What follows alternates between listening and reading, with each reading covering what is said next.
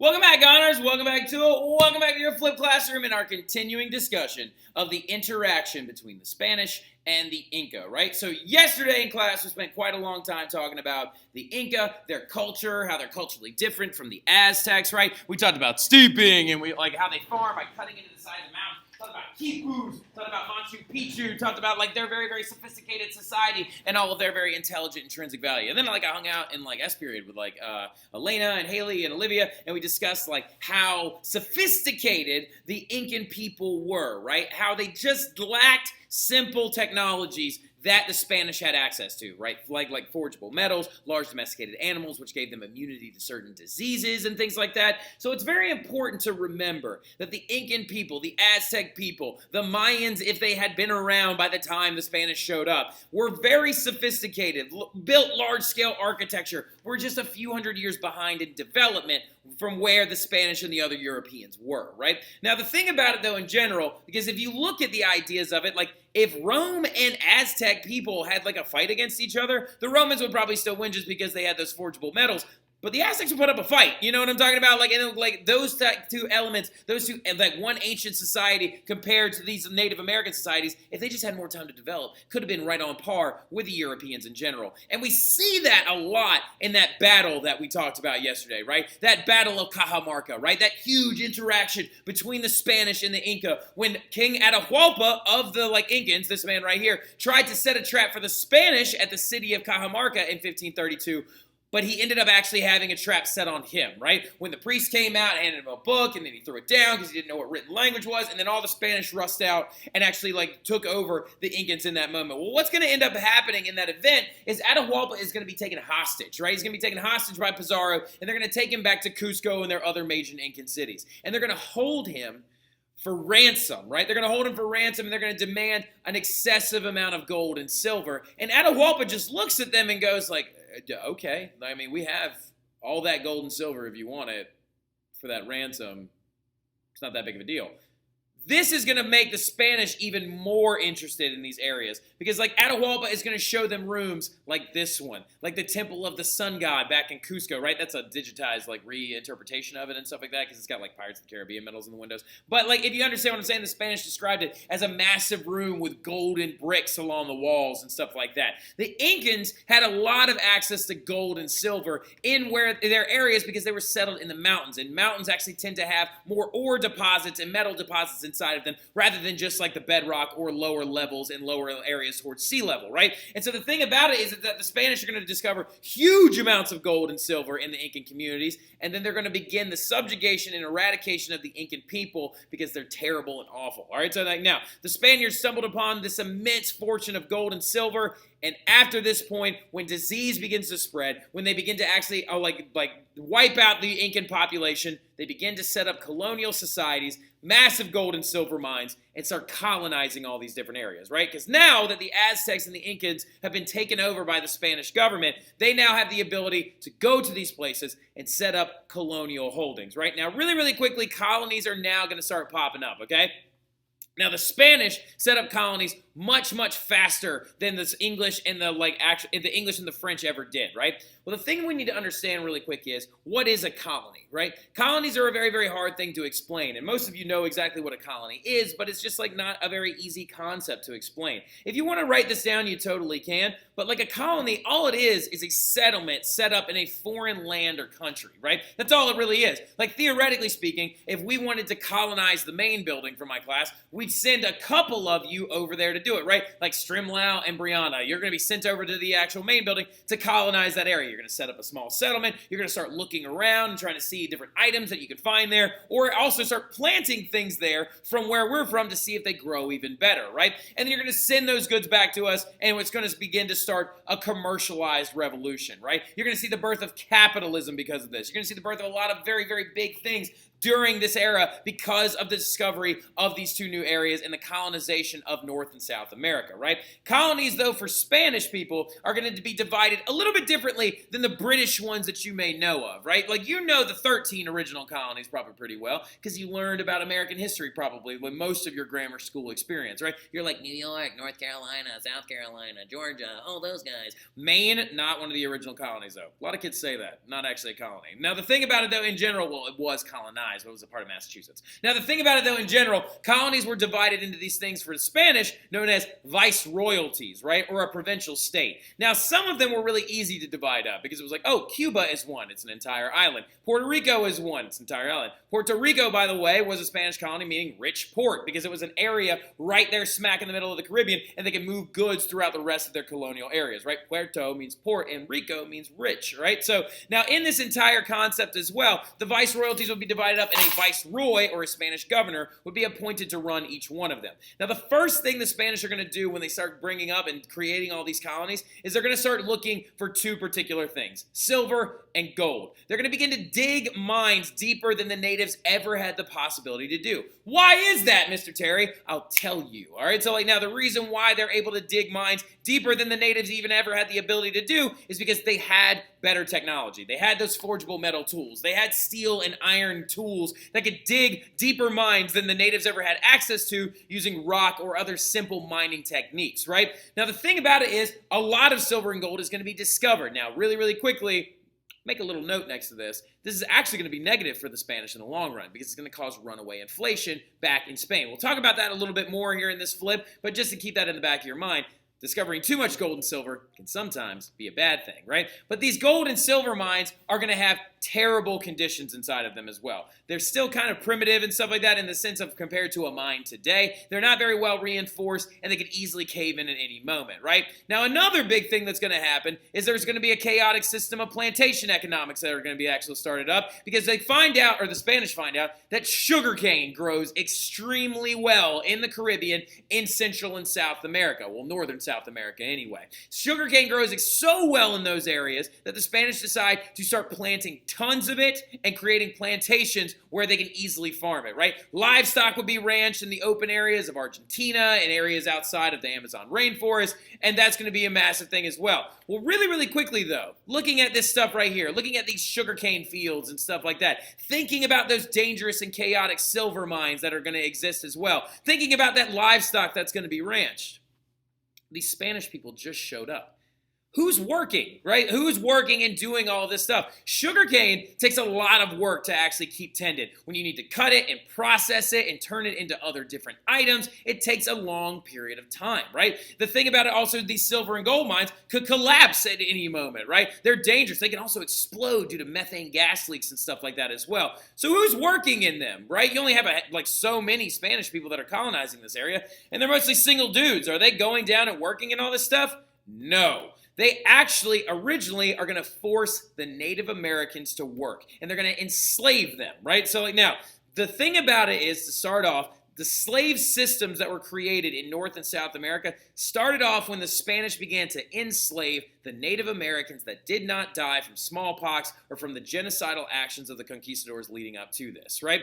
And what they're going to use is a system known as the encomienda system. Now, what the encomienda system, if you want to just give it a simple definition real quick, write this up underneath it or whatever, what it is it's a system of forced labor, okay? You can just write that down real quick. A system of forced labor. The encomienda system is when literally they would do this, basically, right? When Spain claimed lands in the encomienda system, their idea, the plan that the Spanish had was like, oh, we'll protect, we'll care for the natives, and we'll help give them Christianity and spread that element of God, gold, glory to them. And the Native Americans will work a portion of their time for the Spanish settlers, mining different items from the ground or working on the sugarcane plantations. Now, what actually ended up happening, though, the reality of it was the Spanish settlers forced long hours of labor, did not pay Native American workers, failed to protect them, and then seized Native American lands when they refused to work or convert to Christianity. Native Americans are going to die from disease and harsh living and working conditions because of this encomienda system. And the encomienda system wouldn't actually even end until the clergy, until priests that came over underneath the Spanish were like, this is disgusting. You should stop, right? And it would just be replaced by this thing called the repartmento system and the hacienda system, and it would just actually end up using not even just natives, but then African slaves as well. Spain granted colonies and the right to force the natives to work for them and work in them due to this encomienda system, right? Now, if you look at pictures of things like this reported back from some of these priests, and then also seeing how the encomienda system works, as you can see right here with these, like the sugarcane field being planted, those are Native Americans doing that. This right here is actually a report from a clergyman showing a Spanish conquistador abusing, beating, and assaulting a Native American right there, which is one of the reasons why the system eventually stopped. And as you can see right here, look at all this massive amount of gold coming out of these mines, right? Well, who's working in those mines? It's the Native Americans, right? The encomienda system is disgusting, it's awful, it's screwed up, and it's one of the biggest and most problematic things that many historians and history teachers don't talk about, right? But it ends up leading to even more death, even more suffering, and even more underhanded actions from these different colonizers on these people, right? Now, the other people that we got to talk about, though, is the English and the French, right? We've got to talk about the fact that by this point in history, when the encomienda system has started, when Spanish colonies begin popping up, and when English and French people start seeing the massive amount of wealth coming in from the colonies from North and South America, they're going to want to get in on this train as well, right? The English government and the French government are going to begin to want to explore and look at areas in North America to see if they can colonize those as well. Well, the first people to get involved is actually the French, right? So the French are the ones that show up first. They show up in the mid-1500s, going all the way up into the 1600s. But in the mid-1500s, they begin to show up, and they begin to colonize areas like Canada, and then they use the Mississippi River as a conduit, and they colonize areas like Louisiana, right? Now, the thing about it when I'm talking about this entire thing, this can be seen in Canadian culture today, right? You have areas and provinces like Quebec City, and Montreal that actually still to this day speak French and are referred to as French Canadian, right? Now, interesting little element about this as well is that when they actually then discovered the Great Lakes like Huron, Erie, Superior, and Lake Ontario, they start realizing that there is a very large river connected to these lakes that easily goes all the way down the entirety of like what is now the modern day United States of America, known as the Mississippi River. So the French are going to create vessels and boats that can traverse the Mississippi River and eventually go out into the Gulf of Mexico. Now, because of that, since you now have access to the Gulf of Mexico, you're going to see colonies like that of the Crescent City being created, or New Orleans in the Louisiana colony, right? Now, the thing about it, though, is the French show up in their early settlements are places like Montreal, Quebec, Louisiana, and a couple of islands in the West Indies, right? Now, the main island in the West Indies that they set up for a colonization period is this place called Saint-Domingue, right? Spelled S-T-D-O-M-I-N-G-U-E, but you know it as modern-day Haiti, right? And the French are going to begin a very, very interesting little concept, though, okay? So jot this down real quick. Most French colonies grow very, very slowly. Reason why they grew so slowly is because most French colonists were not actually coming over there to stay there, right? When we look at the Spanish colonies and stuff like that, we'll talk about some of the big effects of this a little bit later on. They're going to actually be showing up because most of the Spanish people and Spanish colonizers are like single men, right? So like single guys that went over there, which led to mixing of races and marriages between Native Americans and Spanish men and African slaves and Spanish men and things like that. We'll talk about that a little bit later on when we get to the 1800s and its big ramifications. Now, the other thing that we need to understand, though, is that French colonies grew so slowly and had very few people in them because most of them were used by these people known as French journeymen. A French journeyman is a person that would come over there, come to like Canada or Louisiana or an area like that, hunt, trap furs particularly like beavers and muskrats and stuff like that, or go on fishing expeditions, but then they would go back to France, right? So now this is intrinsically different from English colonies that were set up because they hugged the Atlantic coast and there was a massive amount of early settlements there that were founded by entire families. So English colonies are actually going to grow very, very quickly, right? They're going to move up positively and grow in numbers very, very fast. The very first one that was ever created was actually the colony of Roanoke. Now, interesting little thing about the Roanoke colony that was established in the late 1500s, early 1600s, around like 1603, is they lost it. Like, I don't know if you all know about that entire story. The Roanoke colony was completely lost. Sir Walter Raleigh actually led an expedition under the rulership of Elizabeth I to go and create a colony in this area known as Roanoke, which is an island off the coast of North Carolina, right? He goes, he drops off a huge amount of settlers, Sir Walter Raleigh does at Roanoke, and they start a colony there. He leaves, goes back to England to get supplies, comes back, everyone's gone, right? Everyone's gone, and there's no signs of dead bodies or burials or anything like that. The only image left behind was a carving in a tree that just read the word Croatan, which is the Native American tribe that actually lived in the area, right? Now, the other first permanent colony that got set up, though, is that of Jamestown, right? Jamestown is going to be massively important because it's going to be established in 1607, okay? And it's going to be the very first permanent colonial settlement of the entire North American area. Now, it didn't go so well, all right, so not at first anyway. From 1608 to 1609, the Jamestown colony actually, founded by this thing called the Virginia Company, went through this period of time known as the starving times, right? Because they were running out of food, colonists were eating shoe leather and bark from trees and stuff like that just to stay alive because they couldn't handle the extremely harsh winters, right? And so the thing about it, though, is that we even have seen this woman before, Jamestown Jane. Jot this lady's name down real quick. Jamestown Jane is a vested image of what happened in the Jamestown colony. Now, who is she? Like I said, this woman is a young 14-year-old girl who her body was discovered outside of Jamestown. Now, the interesting thing about her is she shows signs of cannibalism, right? So, now, apparently some Jamestown settlers could not survive off tree bark and shoe leather alone, so they ended up actually